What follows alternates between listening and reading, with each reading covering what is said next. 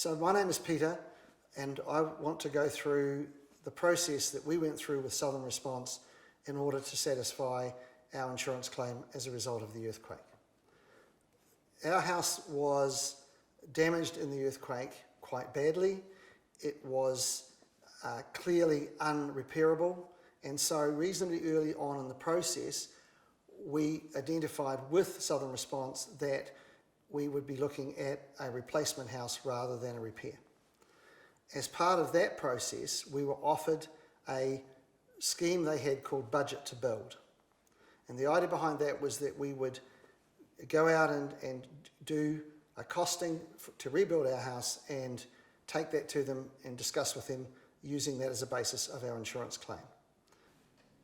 Because I was a chartered accountant and I was used to dealing in relatively difficult situations with business people, I went into the negotiation believing that with the skills I had and with the general integrity that would be in the process, that I would be able to resolve this satisfactorily for both parties.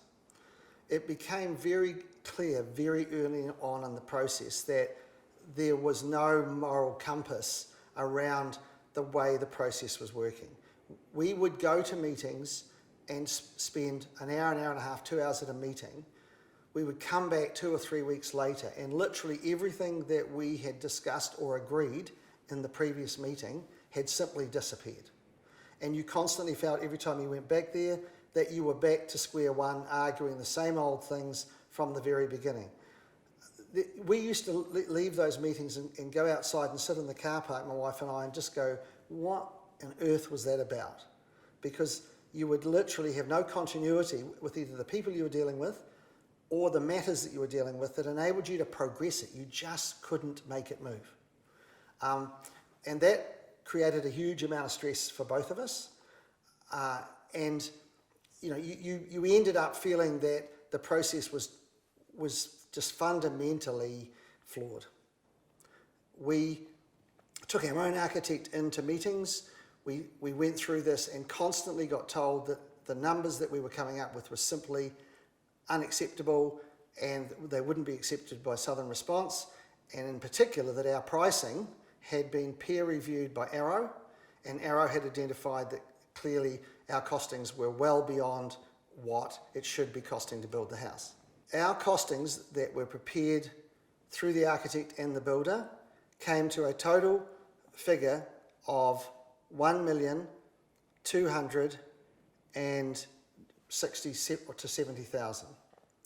And those figures were supplied to Southern Response, and through the negotiation process, they belittled those numbers. They constantly said that they were inaccurate, and they didn't provide us with any other alternative numbers, but they simply kept telling us that we weren't going to be able to build that house because they wouldn't be prepared to pay that kind of payout in order to get it built.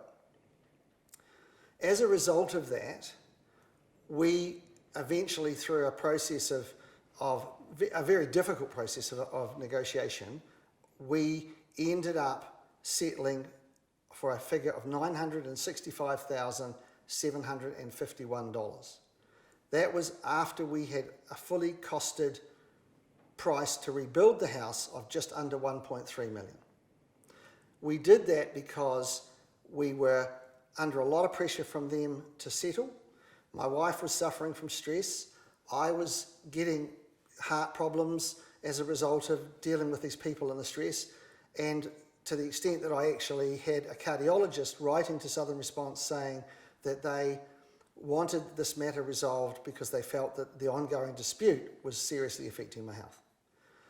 We knew when we were going through that process that we were not being told the truth.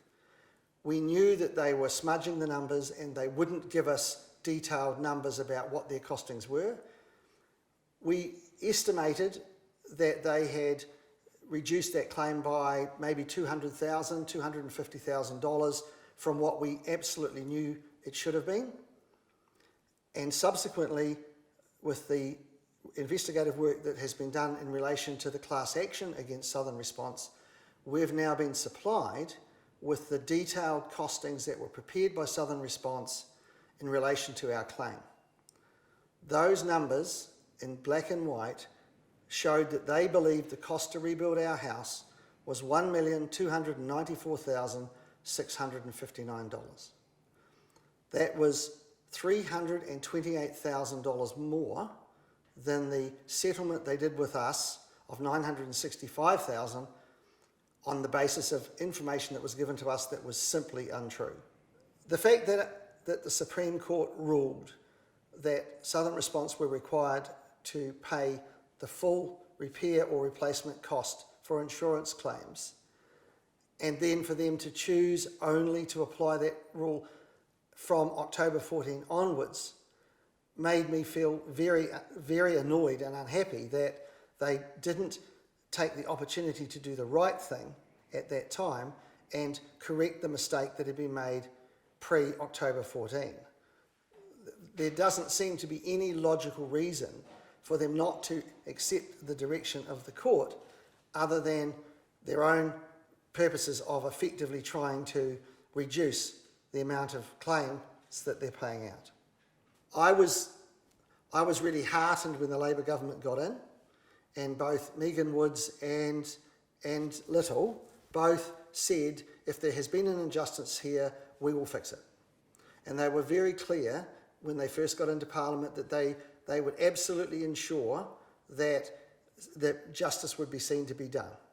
What bothers me now is the fact that there appears to be a real reluctance on their part now to commit to fixing this problem. And I think the most disappointing thing about Southern Response at the present time is the fact that they keep getting awarded cases where they are being instructed to fix this problem, and they keep taking the matter to a higher court.